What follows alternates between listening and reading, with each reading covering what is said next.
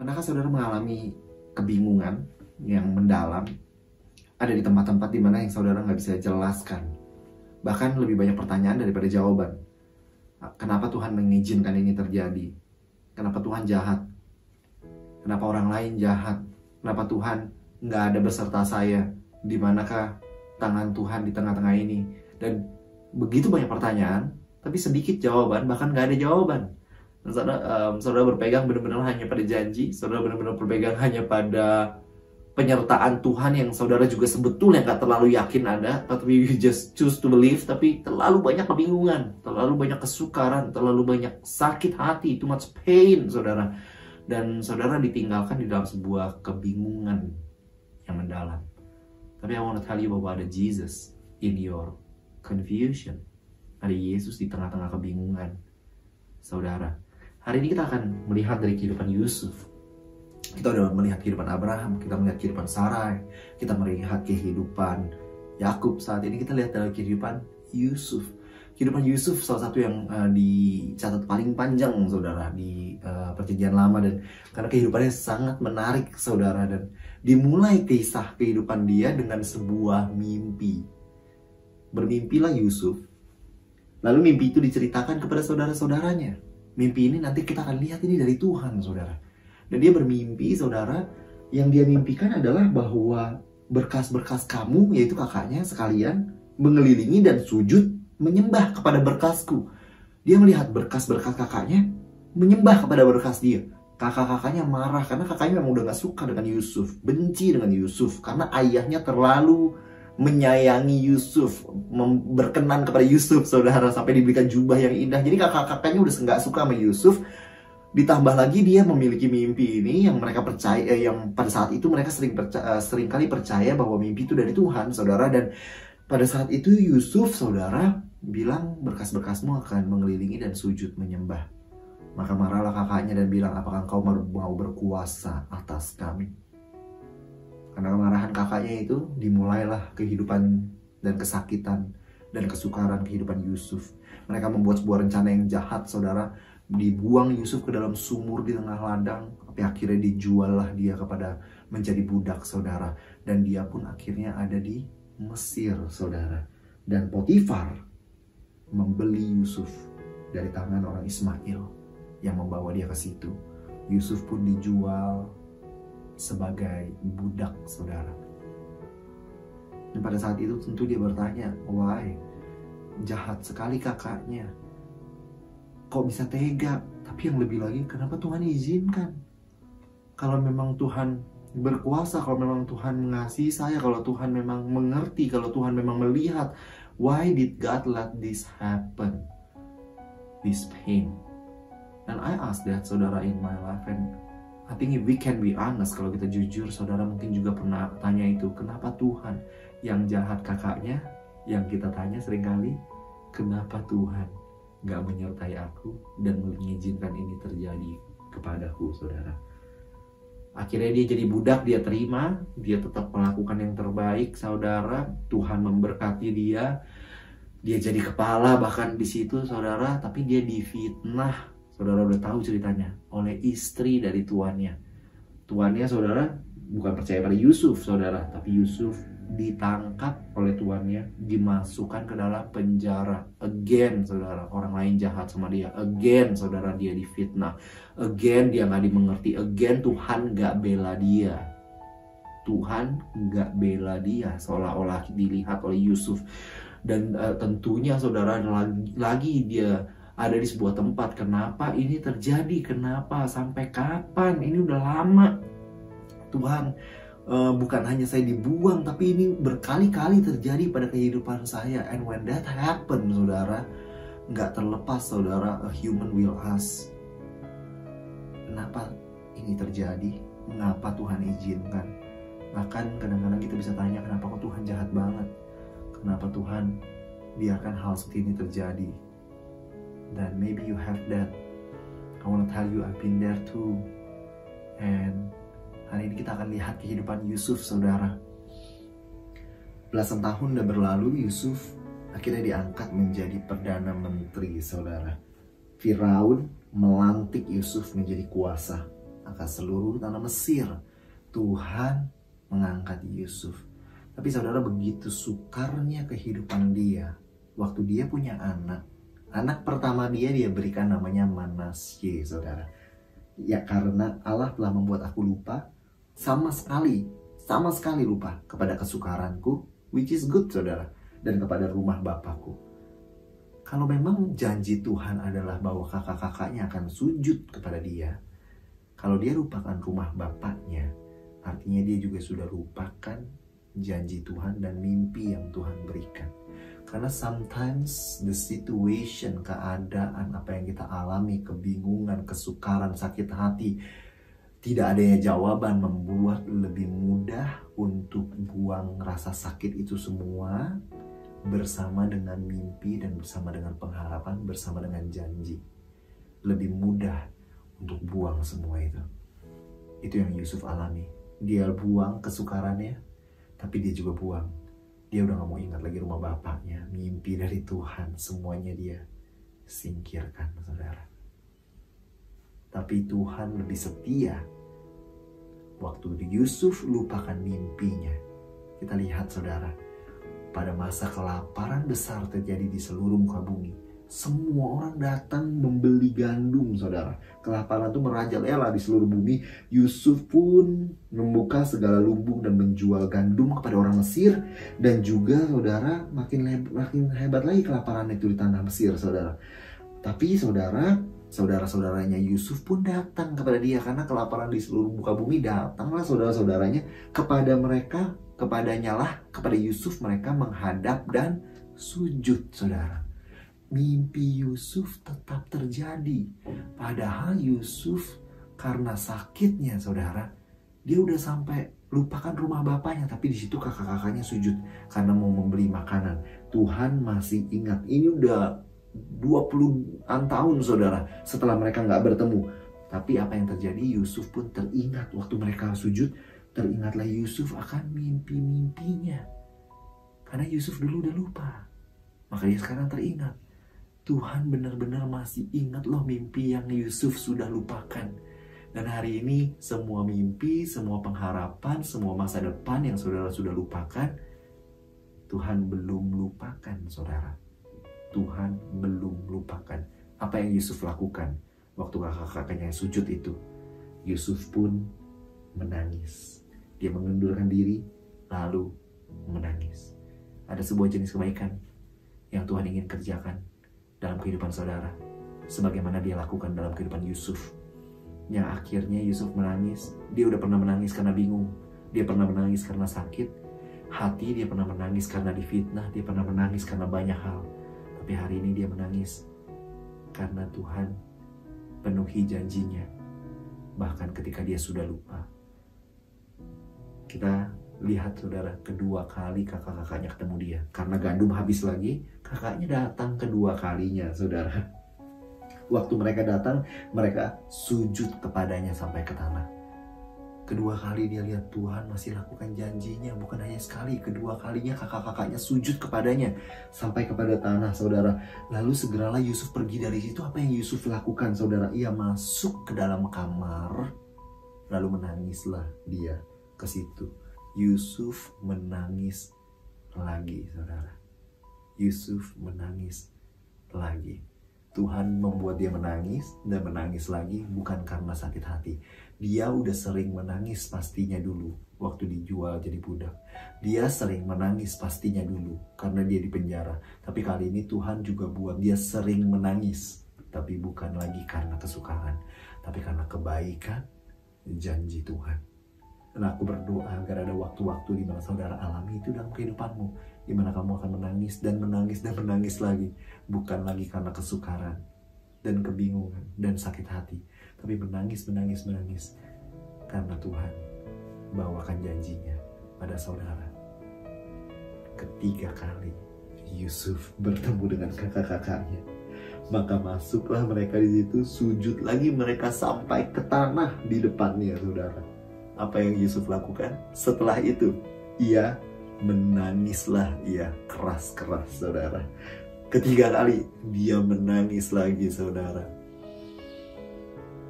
Pertama, kakaknya sujud menyembah, dia mengundurkan diri, dia menangis. Kedua, kakaknya sujud menyembah, ia masuk ke dalam kamar, ia menangis. Ketiga, kakak-kakaknya menyembah, menangislah dia keras-keras sampai seluruh istana mendengar dia menangis. Sebuah tangisan yang gak dapat dia kendalikan. Sering kita udah tahu lah, kalau lagi sakit hati kita ada tangisan yang gak bisa kita kendalikan berhari-hari. Tapi kali ini Tuhan buat Yusuf cengeng, menangis karena kebaikan. Tapi bahkan ada satu kali di mana dia menangis begitu keras, saudara, sampai seluruh istana dengar dia. Istana kan besar, saudara. Seluruh istana dengar dia nangis. Kebaikan yang terlalu mendalam, lebih dalam dari rasa sakit. Kebaikan yang lebih dalam dari rasa sakit. Maka Yusuf pun dibuat Tuhan menangis, dan menangis, dan menangis lagi. Kenapa? Karena seringkali kita mau kita berdoa hari ini, kita dijawab 3 hari lagi. Kita mau kita berdoa besok, dijawab minggu depan, saudara. Jujur itu yang saya inginkan. Tapi yang sedang Tuhan ingin kerjakan dalam kehidupan Yusuf pada saat itu adalah sebuah kebaikan, sebuah pembawaan janji yang dirajut begitu indah menjadi sebuah mahakarya yang ketika Tuhan presented it, ketika Tuhan bawakan kepada Yusuf, bukan hanya dia tenggat, tapi dia menangis dan tidak dapat berhenti menangis, dan bahkan tidak dapat kendalikan tangisannya. Tuhan mau bawakan sebuah mahakarya yang membuat dia tremble, yang membuat dia menangis, saudara, tanpa henti. Saya percaya bahwa Tuhan lagi kerjakan mahakarya dalam kehidupan saudara. I know you are crying now for many other reasons. Tapi I want to pray, dan saya mau meminta saudara jangan menyerah. Karena saudara, yang sedang Tuhan kerjakan hari ini, saya percaya kalau Tuhan kasih Abraham dan Sarah laughter, yaitu Ishak, Tuhan buat Sarah tertawa, tapi Tuhan buat Yusuf menangis. Dan semua tangisan yang kamu lakukan hari ini karena sakit hati, karena difitnah, karena sulit, Tuhan akan gantikan dengan sebuah tangisan yang lebih indah. Tangisan yang melihat kesetiaan Tuhan 20 tahun masih ingat. Tangisan yang begitu indah karena apa yang gak mungkin Tuhan lakukan. Tangisan yang gak dapat dihentikan karena engkau melihat kalau Tuhan gak pernah absen, tapi Tuhan sedang merajut karya yang terlalu indah untuk kehidupan saudara. Mungkin makan waktu 20 tahun, bukan kebaikan yang murahan, tapi kebaikan yang well planned in all its detail. God is doing that in your life. So today, biar ada grace untuk berjalan hari ini. Bagaimana dengan banyak pertanyaan? Saya nggak bisa jawab banyak pertanyaan. Di dalam rasa sakit, orang-orang yang bertanya kepada saya. Untuk kita jawab Yusuf, siapa yang bisa jawab Yusuf? Kenapa Tuhan izinkan kakak saya jual saya? Kenapa Tuhan begitu jahat izinkan saya dibuang ke dalam penjara? Tapi waktu dia beri makan kakak-kakaknya, dan orang Israel pada saat itu, anak-anak Israel, anak-anak Yakub, tahu nggak yang Yakub bilang, yang Yusuf bilang apa? Janganlah engkau bersusah hati, jangan menyesal. Dulu yang bersusah hati Yusuf, sekarang dia bilang orang, kamu jangan susah hati, karena engkau menjual aku ke sini. Sebab untuk memelihara kehidupanlah Allah menyuruh aku. Untuk memelihara kehidupanlah Allah menyuruh aku. Allah menyuruh aku mendahului kamu untuk menjamin keturunanmu dan untuk memelihara kehidupanmu. What for? Why? What for? Why? Kenapa? Akhirnya Yusuf yang menjawab. Dia bilang ke kakaknya, untuk memelihara kehidupan, untuk menjamin keturunan. Aku mengalami apa yang aku alami 20 tahun ini. Saudara, many times I cannot answer you. And many people cannot answer you. Pastors cannot answer you. Tapi pada saat itu Yusuf gak bisa dijawab orang lain. Tapi 20-an tahun kemudian, dia yang bilang kepada kakak-kakaknya kenapa dia alami 20 tahun ini. Untuk menjamin keturunan, untuk memelihara kehidupan. Joseph explain, made sense of it all, saudara. Waktu Tuhan sudah selesai kerjakan. Saudara, one day you will testify and you will tell us, you will tell me why all this happened, saudara. Maybe I cannot answer you. Nobody, none of your friends bisa jawab saudara. Tapi aku tahu Tuhan akan jawab saudara. maybe takes time, tapi Tuhan akan jelaskan kepada saudara. Dan saudara pada saat itu, you testify to us and tell us when it makes sense to you. And let us praise God together apa yang Tuhan kerjakan dalam kehidupan saudara.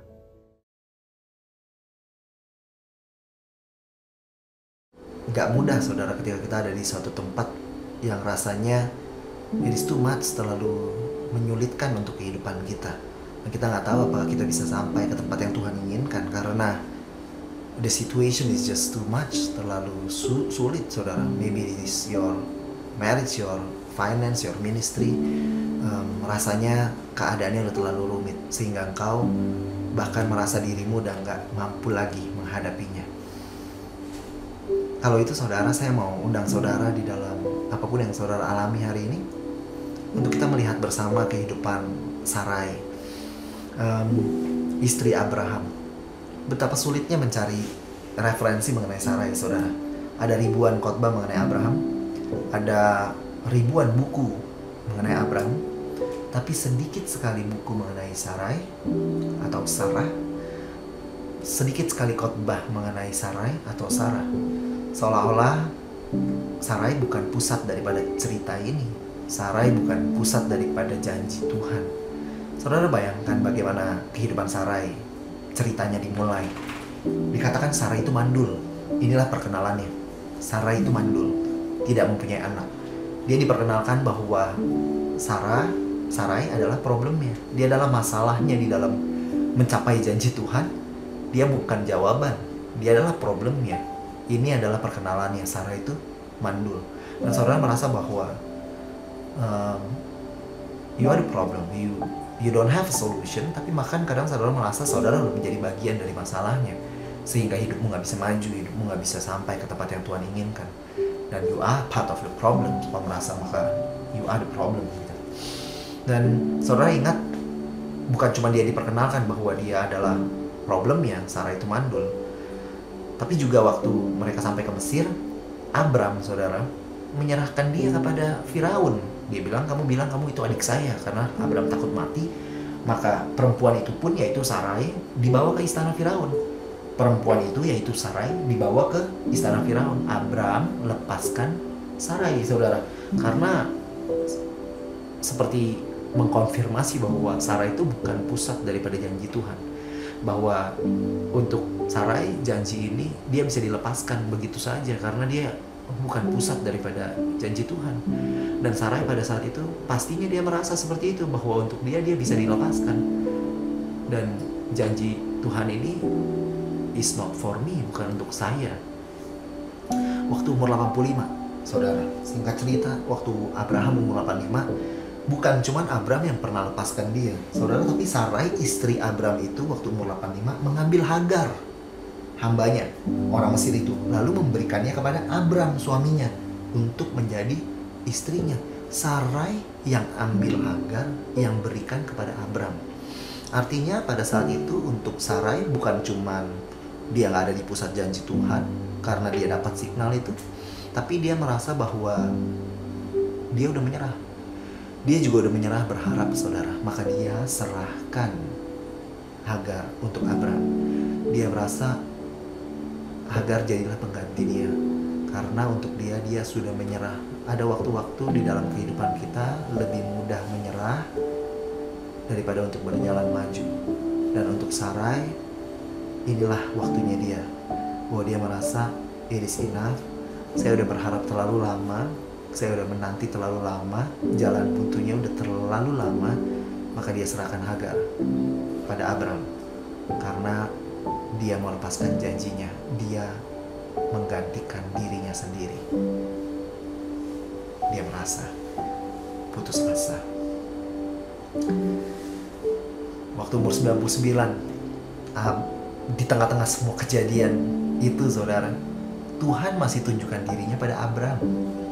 Lalu Tuhan bilang Sarai akan jadi ibu bangsa-bangsa. Diubah namanya jadi Sarah. Tahu gak jawaban Abraham? Abraham bilang, sekiranya Ismail diperkenankan hidup di hadapanmu. Sekiranya Ismail diperkenankan hidup di hadapanmu. Artinya bukan cuma Sarai yang menyerah. Abraham juga sudah menyerah, saudara. Abraham juga bilang, I'm also tired of waiting. Mungkin kadang-kadang kita ada jalan buntu dalam hidup kita, dan kita, orang-orang di sekitar kita juga udah menyerah akan kita. He will never change, he cannot. Dia gak akan pernah bisa, dia gak akan pernah sampai. Orang yang dulunya juga ikutan berharap untuk kita, orang yang dekat dengan kita, yang sayang, yang mengasihi kita, yang mau lihat kita berubah, yang mau kita maju. Mungkin mereka juga bisa berubah seperti Abraham. Tapi Abraham akhirnya bilang, udah dah, Ismail aja. Abraham pun menyerah.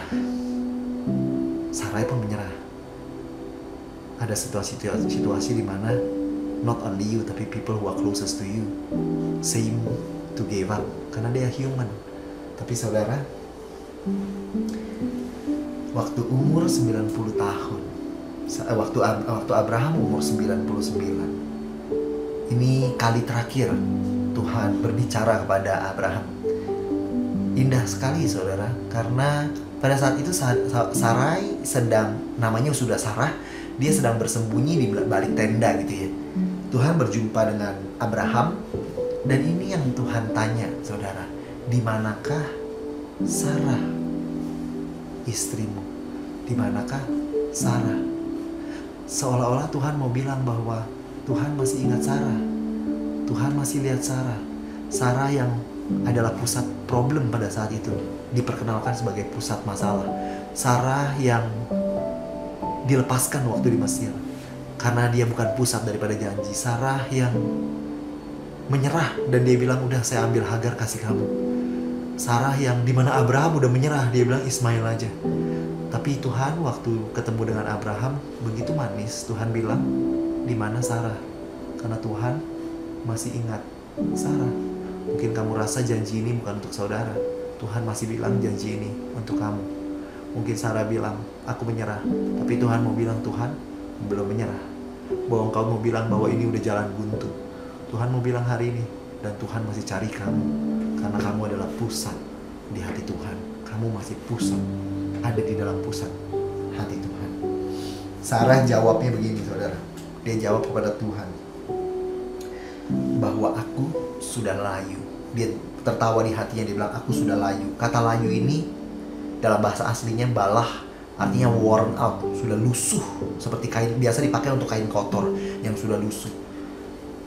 Si Sarah udah begitu menanti terlalu lama dan menghadapi ketidakadanya pengharapan begitu lama sampai dia berasa dia udah lusuh, kayaknya udah nggak bisa terpakai, siap dibuang. Tapi Tuhan belum siap buang Sarah.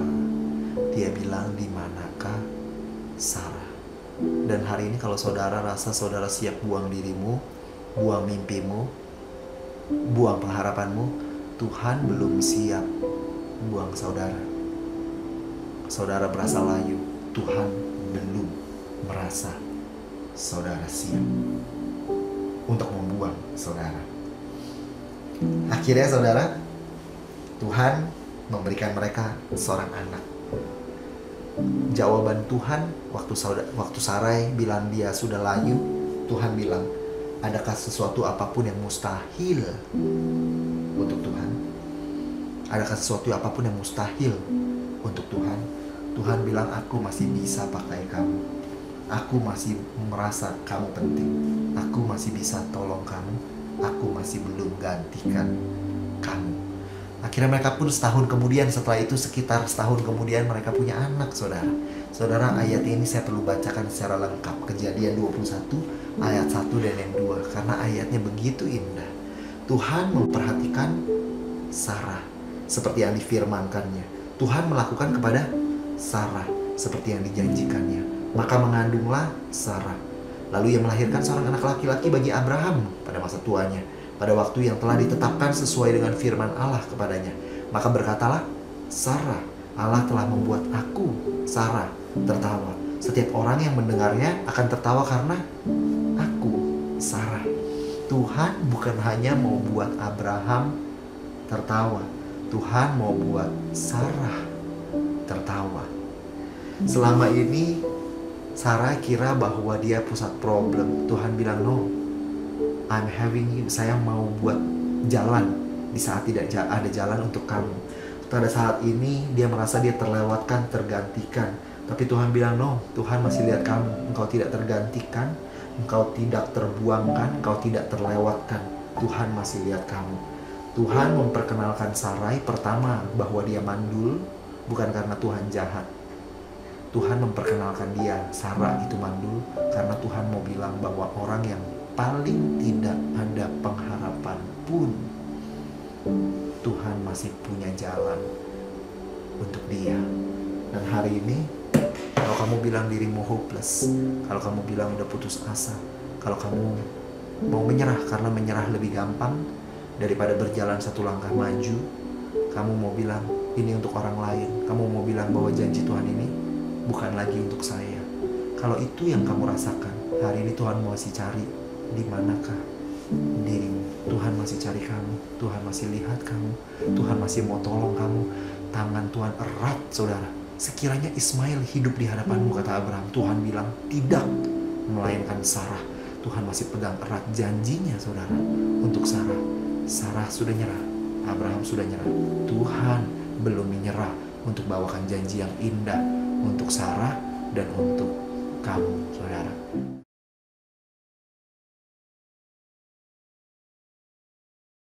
Pernahkah saudara merasa bahwa doamu tidak dijawab?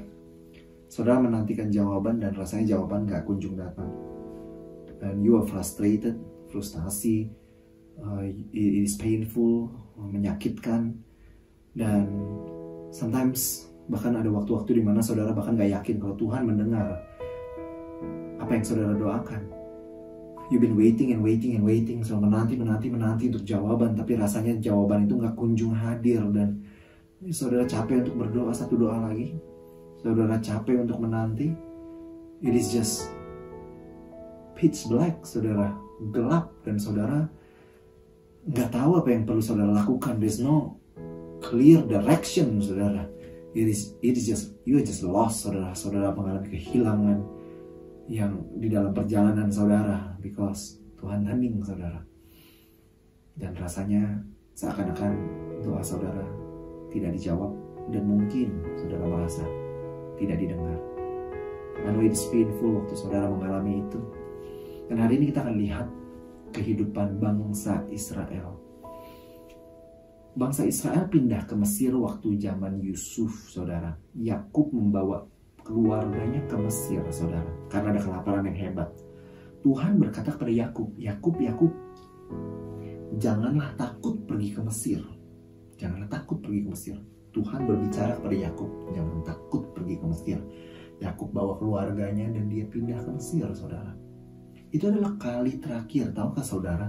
Itu kali terakhir Tuhan berbicara kepada manusia, saudara, yang tercatat, saudara. Kepada Abraham Tuhan berbicara, kepada Ishak Tuhan berbicara, kepada Yakub Tuhan berbicara. Tapi setelah itu ada ratusan, 400 tahun tidak ada suara sampai zaman Musa. Ketika Tuhan bertemu dengan Musa di semak yang belukar dan tidak terbakar, ada api tapi tidak terbakar, Tuhan berkata, Musa, Musa. Maka suara Tuhan pun memecahkan keheningan itu, saudara. Musa berjawab, inilah aku. Tapi saudara, dari zaman Yakub sampai Musa, saudara, tidak ada suara yang tercatat dalam firman Tuhan. It was silent. It was silent years, saudara. Bukan hanya hening, saudara, tapi problemnya di dalam keheningan itu ada banyak kesukaran dan banyak kesulitan yang mereka alami. Orang Israel sedang dijadikan budak oleh orang Mesir. Mereka dijadikan budak sampai begitu menyakitkan, mereka mengeluh, saudara. Mereka mengeluh karena perbudakan, mereka berseru-seru, saudara. Bahkan groaning, meratap saudara kepada Tuhan. Karena terlalu menyakitkan apa yang mereka harus alami, saudara. Tapi tidak ada suara Tuhan, tidak ada jawaban Tuhan, tidak ada pimpinan dari Tuhan. Seolah-olah the prayers, saudara, are not answered. Dari Yakub sampai Musa, mereka ditinggalkan dengan sebuah janji, perjalanan yang menyakitkan, dan Tuhan yang hening. A silent years. Dan pada saat itu, saudara, when that happened, you can't help but wonder, why, where is God? Where do I go from here? Kemana saya harus pergi? Apa yang kita harus lakukan? Frustasi, sulit percaya, sulit mengerti, saudara. Minta tolong dan minta tolong lagi tanpa ada ujung, saudara. Dan kadang-kadang kita merasa di situ Tuhan hening dan Tuhan tidak menjawab doa. Can I tell you bahwa pengalaman ini dialami oleh, saya rasa setiap kita pernah alami ini. Dan kalau kita boleh jujur, kadang-kadang kita lihat janji Tuhan, kita baca janji Tuhan, kita nggak bisa fully relate karena udah terlalu lama kita nantikan janji ini, dan it just more hurt waktu kita dengar janji itu, lebih bingung dan lebih frustasi, saudara. Dan if you feel that, saudara merasa unanswered, saudara, doa-doa saudara tidak dijawab, saudara, saya mau saudara melihat kembali kehidupan Yakub waktu dia pergi ke Mesir, saudara. Keluarga Yakub tiba di Mesir, saudara, berjumlah 70 jiwa. Yakub pergi ke Mesir 70 jiwa sebagai sebuah keluarga, saudara. Tapi kita lihat waktu Tuhan bawa mereka keluar dari Mesir, apa yang Tuhan katakan? Pernahkah suatu Allah mencoba datang untuk mengambil baginya suatu bangsa dari tengah bangsa-bangsa lain? Bangsa Israel dikeluarkan dari bangsa Mesir. Saudara, tunggu sebentar. Yakub pergi sebagai sebuah keluarga, tapi mereka keluar sebagai sebuah bangsa, saudara. Ternyata janji Tuhan kepada Abraham, saudara, ada dua yang begitu penting. Ada tiga yang begitu penting. Yang pertama, saudara, adalah dia akan jadi bangsa yang besar. Lalu dia akan dapat a promised land, akan mendapat sebuah tanah perjanjian, saudara. Tapi saudara, justru janji pertama Tuhan kepada Abraham bahwa dia akan memiliki keturunan yang besar, dia akan menjadi sebuah bangsa yang besar, digenapi oleh Tuhan justru in their silent years. Justru waktu mereka merasa Tuhan gak berbicara, justru waktu mereka merasa keheningan yang mencekam, justru waktu mereka merasa is pitch black, gak ada pimpinan, justru bahwa mereka merasa seolah-olah Tuhan tidak mendengar doa mereka. Justru pada saat itu ternyata Tuhan bukan hanya bekerja, tapi Tuhan bekerja like overtime untuk jadikan sebuah keluarga menjadi bangsa. Justru janji Tuhan digenapi untuk Abraham bukan pada waktu-waktu lain, tapi waktu the silent years. Di masa-masa hening tersebut, Tuhan masih bekerja dalam kehidupan saudara. Waktu-waktu di mana saudara menanti, waktu-waktu saudara merasa terlalu hening Tuhan, saudara butuh guidance, you just need God to comfort you, dan saudara gak temukan itu. Waktu saudara kebingungan dan gak ada jawaban, saudara cari pengertian tapi gak bisa ngerti, saudara. Pada saat itu Tuhan sering kali, dan saya percaya Tuhan masih bekerja di dalam kehidupan saudara. Karena untuk bangsa Israel, saudara, justru janji pertama Tuhan kepada Abraham digenapi waktu Tuhan terlihat hening dan tidak berbicara. Tuhan gak berbicara dengan publik, Tuhan gak berbicara dengan ekstravagan, bukan berarti Tuhan gak bekerja, saudara, di dalam keheningan.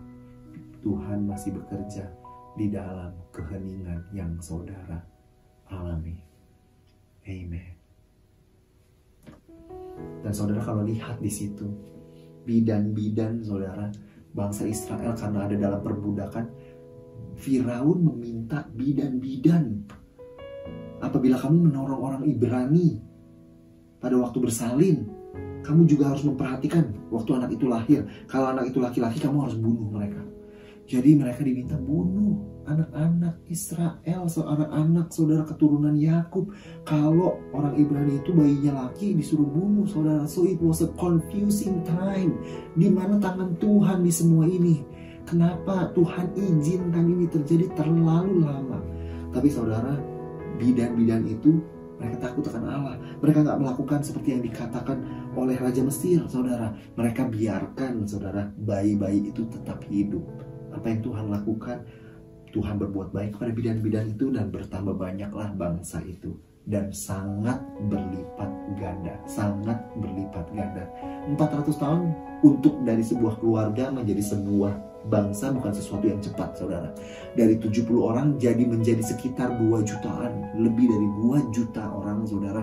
Bukan sesuatu yang mudah, saudara. Mathematician, saudara, ada yang pernah menghitung. Artinya setiap pribadi tidak boleh gagal memiliki banyak anak, saudara. Terus nggak boleh ada kegagalan. Artinya, saudara, is a perfect record, saudara. Ternyata Tuhan masih bekerja, bahkan miraculously, saudara, agar mereka bisa dari keluarga jadi bangsa. Di silent years, saudara, di mana mereka kira tidak ada jawaban, justru Tuhan sedang bekerja begitu luar biasa untuk berikan mereka penggenapan janji yang begitu luar biasa, saudara. Maka keluarga Yakub pun keluar menjadi bangsa Israel. Tahukah siapa champion pada saat itu? Kenapa seringkali kita nggak kelihatan apa yang sedang Tuhan kerjakan in this silent years, in this waiting moment, in this time di mana kita menanti jawaban doa? Karena Tuhan pada saat itu nggak pakai Yakub, dan Tuhan pada saat itu nggak pakai Musa. Kita mengharapkan orang seperti Yakub, kita mengharapkan orang seperti Musa, tapi justru the champion of their days, justru, saudara, pahlawan pada saat itu adalah bidan-bidan yang membuat keluarga Yakub jadi bangsa, adalah bidan-bidan yang takut akan Allah. Itu yang Tuhan pakai. Kenapa kita seringkali gak lihat tangan Tuhan bekerja? Karena kita mengharapkan sesuatu yang ekstravagan. Kita mengharapkan bantuan Tuhan yang begitu luar biasa dan sangat jelas. Tapi pada saat itu bidan-bidan yang bekerja. Tapi Tuhan memberkati para bidan, dan mereka berlipat ganda. Dari keluarga pun jadi sebuah bangsa yang besar, saudara. Dan hari ini banyak di antara kita gak bisa lihat jawaban doa kita, harapan doa kita. Seolah-olah Tuhan hening, seolah-olah Tuhan terdiam. Tapi saya mau beritahu saudara, there will be midwives. Ada bidan-bidan, ada hal-hal yang Tuhan sedang kerjakan, hal-hal yang Tuhan sedang berkati, yang kita gak bisa lihat, saudara, karena mereka bukan Yakub. Waktu Musa datang, everybody knows ada penolong. Waktu Yakub, saudara, diberkati Tuhan, everybody knows, semua orang bisa lihat ini orang yang diberkati Tuhan. Tapi waktu bidan-bidan itu bekerja, seringkali kita gak sadar, hey, Tuhan masih bekerja. Dan hari ini I wanna tell you, even in these silent years, in this unanswered prayer season, seolah-olah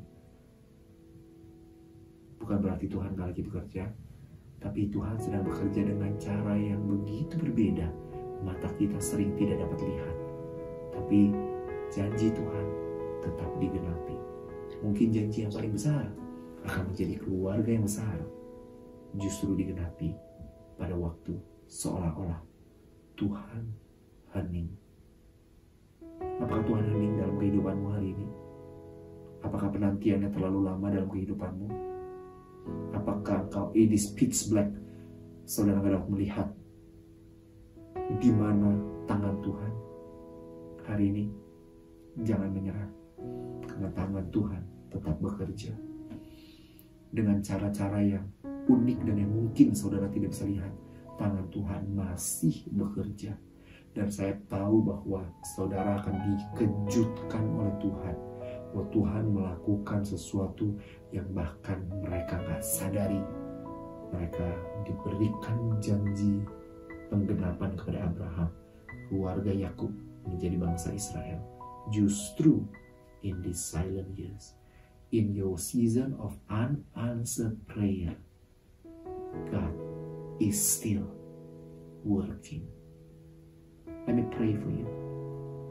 Aku berdoa untuk setiap pribadi yang mendengar saat ini. It's painful, menyakitkan untuk mereka. It is a process time untuk mereka.